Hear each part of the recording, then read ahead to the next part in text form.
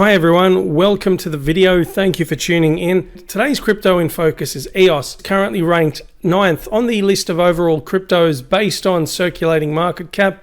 Got the data here from Coin Paprika. A quick summary of the EOS price information today. It currently sits at $2.42 per token. It is down considerably from its all-time high, just under $23 per EOS back in April 2018. Its circulating supply is just over 921 million tokens and a total supply of just over 1 billion EOS. No maximum supply specified, and the current market cap just above $2.2 billion. Just a quick overview of what is in store for today's video before I continue. Beyond the price data review, we'll be talking more about EOSIO and its use cases, relevant news and partnerships, ways to store your EOS, and staking information about the token, a price analysis, including a new assessment of EOS and various cryptos, courtesy of a viewer suggestion, so stay tuned for that, and to finish up with a general market update. Another thing before I continue, the information and/or opinions expressed in this video are from either myself or the authors listed throughout this. None of this should be taken as financial advice. I am not a financial advisor, and please always do your own research before investing in crypto. And if you haven't done so already and you like my other content, click subscribe and smash the bell icon to stay up to date with my latest videos. There's a lot to cover, so let's continue. Just a very brief history of EOS and its corresponding platform. So launched back in May 2017, it's been touted as one of these Ethereum killers in inverted commas, not my words, just what you see in various articles, or at least a competitor with Ethereum and other cryptos and their platforms. But it's failed to overtake Ethereum, which still sits in second place, after EOS had its 12-month, it was a record-breaking $4 billion ICO. It's still the largest ICO in crypto history, and that is a staggering amount of money available for the crypto project, for a bit of R&D and all of that. There's this CCN piece here which elaborates on that. But back to EOSIO and more about the blockchain platform itself. According to the official website here, built for both public and private use cases, EOSIO is customizable to suit a wide range of businesses' needs across industries with rich role-based security permissions, industry-leading speeds, and secure application processing. So before I talk about the benefits, a lot of the work behind EOS ties into what some of you might have heard of previously, is referred to as smart contracts and then decentralized applications, which is a whole new topic in itself.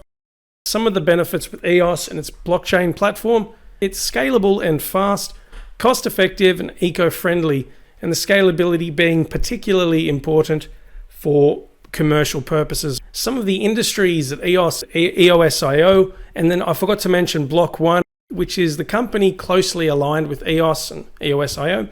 So we've got marketplaces, social media, finance, and it specifically mentions here, for those not looking at the screen, streamline cross-border transactions and settlement within existing banking systems. So that ties in with what is being done with XRP as well, so a potential competitor.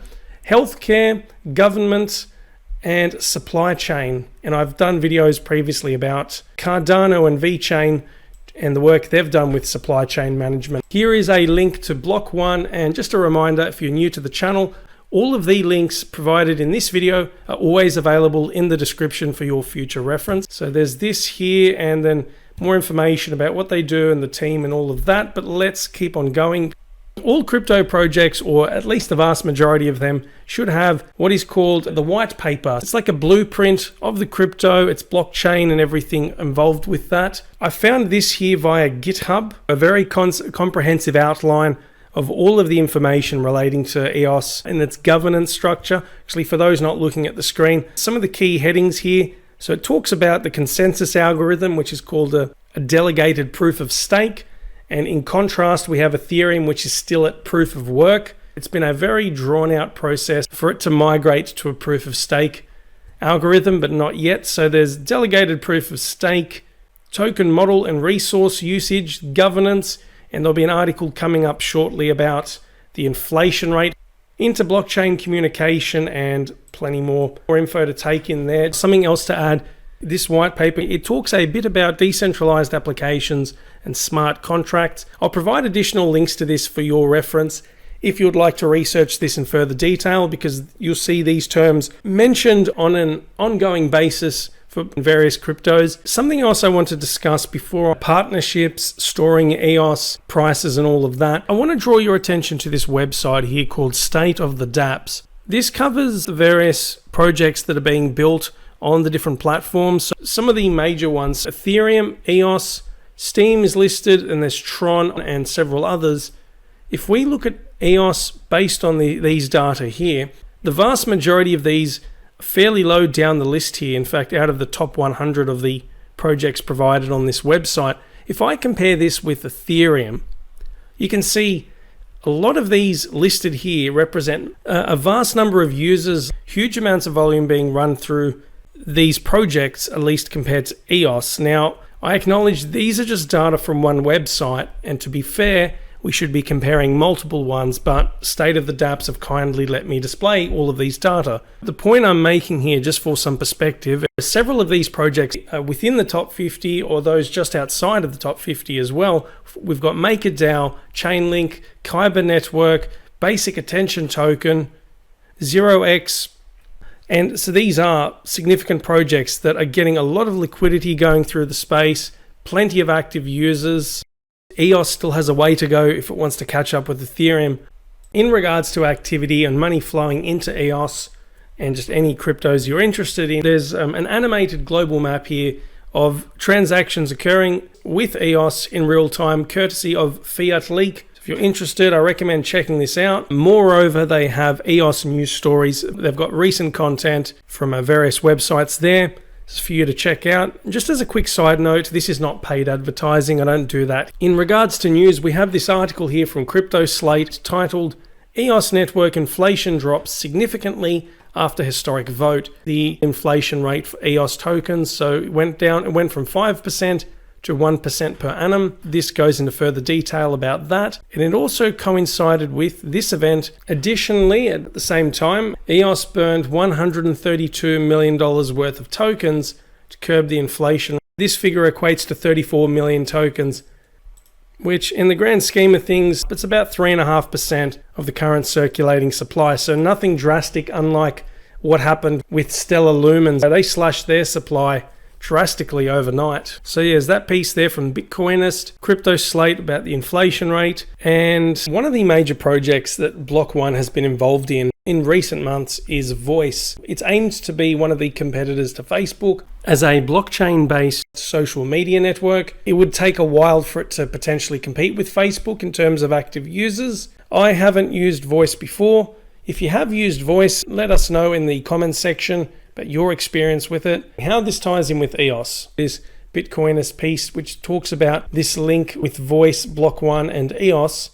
Scrolling down here, it says Voice is not actually launching on the EOS mainnet itself, but on a separate EOS.io blockchain. Now, Block One originally announced that it would launch on the EOS mainnet. However, according to what's mentioned here, they changed their minds after the EIDOS smart contract on the EOS mainnet caused crippling congestion on the chain. EIDOS caused EOS wallet users to be unable to move their EOS tokens. I want to make this clear.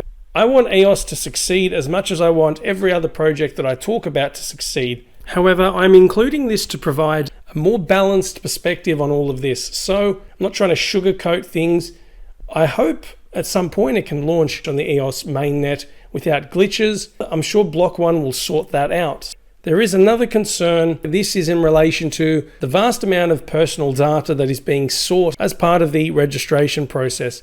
Now, there's this piece here from Crypto Briefing. For brevity, I won't go through it, but it's just for your reference. It's titled Block One's Voice Raises Privacy Alarms, Debt Collection, Crime Prevention.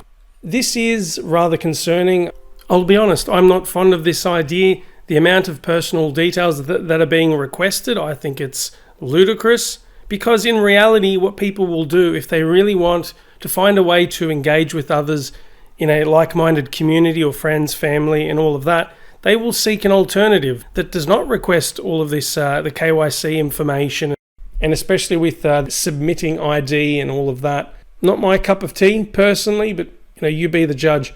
So there's, as a side note, Just wrapping up the discussion about Voice here, there's the official press release from Block 1 back on the 1st of June 2019.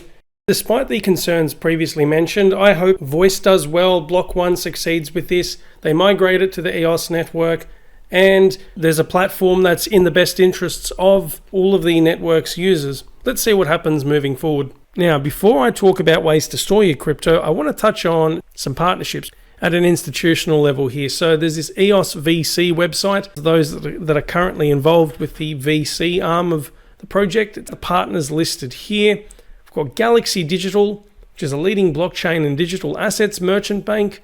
EOS Global, so it's a venture fund. FinLab, working with fintech and the crypto sector. And then we've got SVK Crypto.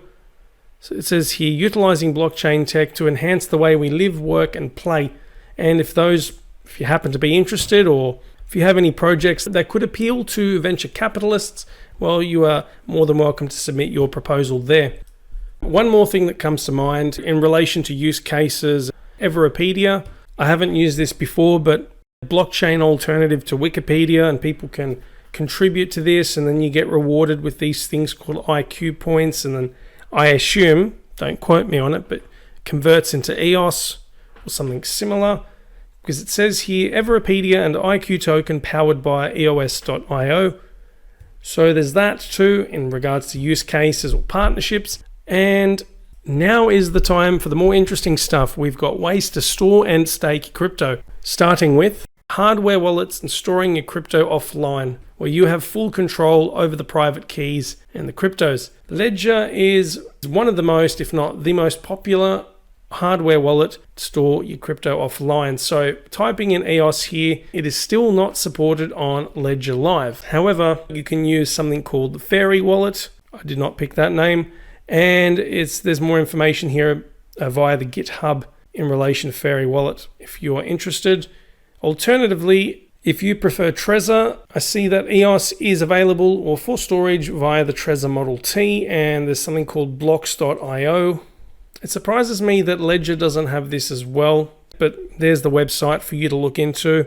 For your reference, in case you're wondering, I do hold a small amount of EOS. Most of that is on an exchange because it's such a tiny amount that other than Ledger and Trezor, no other hardware wallets that come to mind. I'm just, as a side note, I know KeepKey is becoming a more popular alternative to those two, but I assume as EOS is a top 10 crypto, it will eventually, or at least it should, provide support for the token.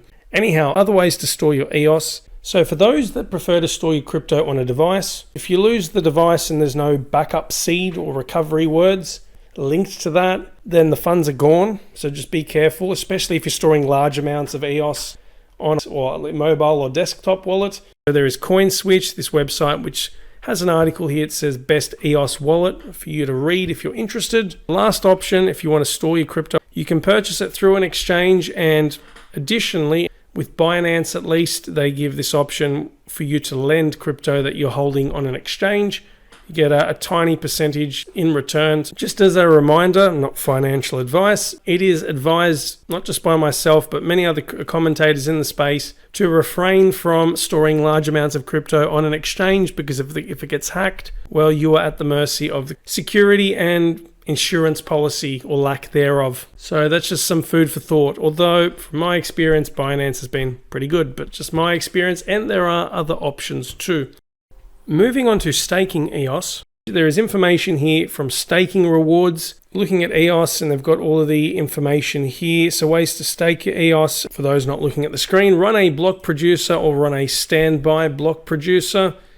And just the FAQ, how to stake your EOS, which network metrics do the rewards depend on, and why should I vote for a block producer, and plenty of other details in reference to that. Okay, now what pretty much all of you have been waiting for, my price analysis. For those who have jumped over to this section, if you're enjoying my content and you want to stay up to date with my latest videos, click subscribe and don't forget to smash the bell icon as well. Okay, a quick explanation of the hypothetical circulating supply listed here for those not looking at the screen. Okay, so this figure of 950 million EOS, how I reached this number. Just a reminder, the current circulating supply at the time of recording this was 921.8 million EOS. The total supply is 1.018 billion tokens, and there is no maximum supply specified. Now, based on that, in addition to the inflation rate, which we know will drop from 5 to 1%, then it will take a bit longer than some may expect to hit this figure. But nevertheless, you could always tweak this estimated circulating supply to something that aligns better with what you've got. But realistically, I expect this number to be between 930 and 960 million tokens. Okay, $50 per EOS. To hit this price, it would need more than double the previous all-time high. In the next bull run, I think realistically, EOS will come close to the $50 figure or surpass it, especially with crypto prices increasing and decreasing, aligned with Bitcoin. But with the upcoming and highly anticipated Bitcoin block reward halving, if the prices don't increase straight after that, then I expect something to occur later in the year despite the global events happening at present. I think $50 per EOS is achievable, but what would help accelerate this, or at least get to the next price point of $200 per token, is if they can get more partnerships and some more robust use cases, especially if they got voice to take off and then they ran it on the EOS mainnet and there was an increased usage of EOS tokens or Everpedia really picking up. It's hard to tell to what extent these will gain traction and how fast, but never say never. So $200 per token, that would be a circulating market cap of 190 billion. Just for perspective, at present, Bitcoin is at $123 billion. I think what would help as well, it's no guarantee, but because it's in the top 10, or at least will in the foreseeable future, I expect it to remain in the top 15 or 20, will help raise awareness amongst those entering the space or familiarizing themselves with other cryptos, and that could help boost the price in the event of a bull run, possibly. But moving on, $700 per EOS. Now, as always, as we go higher up and and we're talking about gains that are, about 285 times more than what we have now. So we need a 285x to get to this price target. The circulating market cap at this price point would be $665 billion for EOS. In previous videos, I made a wild guess about what I think the circulating supply would be for the overall crypto market cap. If I had to make a wild guess, not financial advice, just a stab in the dark, if we got to this, probably about 8 or 10 trillion in overall market cap. At that point, we would expect the overall crypto space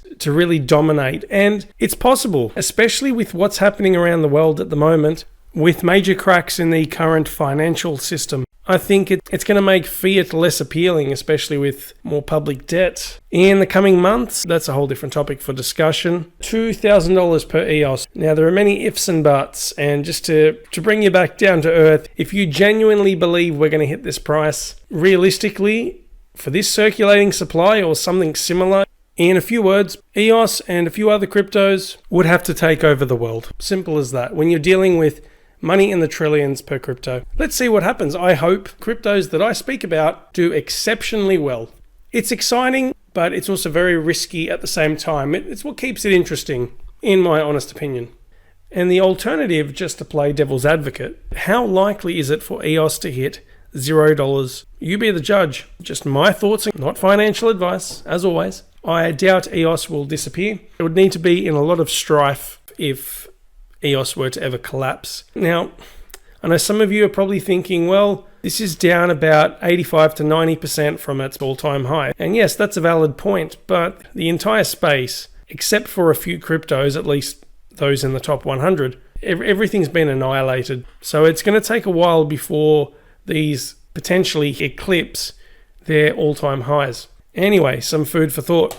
Okay, my next slide. Now, courtesy of a listener, they brought this to my attention and they said, and to paraphrase what they said, we need to consider how we price cryptos. And they were talking about pricing cryptos based on Bitcoin instead of the US dollar, the euro, the British pound, and all of that. I'll give you an explanation of how this works. And consider the Bitcoin price today at the time of recording, which is $6,751 per Bitcoin, give or take, considering how the price fluctuates. So these values you see here on the screen at the moment, that is if you were to purchase $50, $200, $700 and so on of EOS, you would be receiving this amount of Bitcoin, excluding any currency conversions or exchange fees and all of that. If you were to purchase $50 worth of EOS at the time, well, again, on the condition that Bitcoin reaches $30,000 per coin, then the $50 would allow you to purchase 166,666 Satoshis,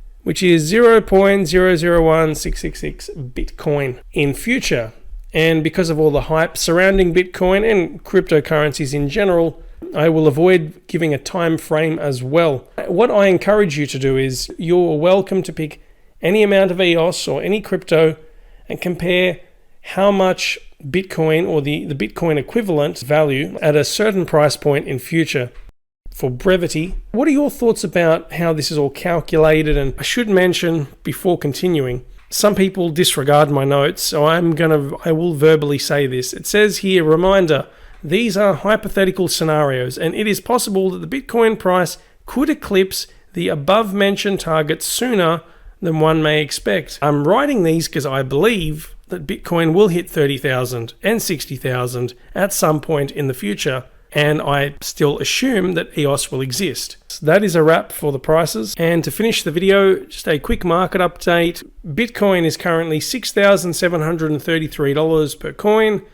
Ethereum is at $156 per Ether, XRP 18 cents per token. It's going down the list. Litecoin just above $40 per LTC. Binance Coin $15.02. EOS $2.43. Tezos $1.91 per XTZ. Chainlink, which has had a pretty good week, $3.15, so back up again following the major drop we had a month ago. Stellar is just below 5 cents per XLM. Monero at $53, and thank you to everyone for watching my last video about Monero, as well as Cardano, a separate video about that, 3 cents per ADA down the list. Dash $71, IOTA 15 cents per MIOTA, Zcash $35, going down just a few more. VeChain 0.3 cents, Basic Attention Token or BAT at 15 cents. And we're going to leave it there for the cryptos. Thank you very much for tuning in. I hope you enjoyed this video and I appreciate all of your support thus far. What do you think of the information covered throughout this piece? I look forward to your feedback. If you have something to say, feel free to share your thoughts in the comments section. If you enjoyed this video, give it a thumbs up, subscribe if you want to stay up to date with my latest content. Don't forget to smash the bell icon as well. Share this with anyone who you believe will find this useful. More videos coming up soon. That's a wrap. I'm going to leave you to it. Thank you so much for tuning in, and I'll speak to you soon. See ya.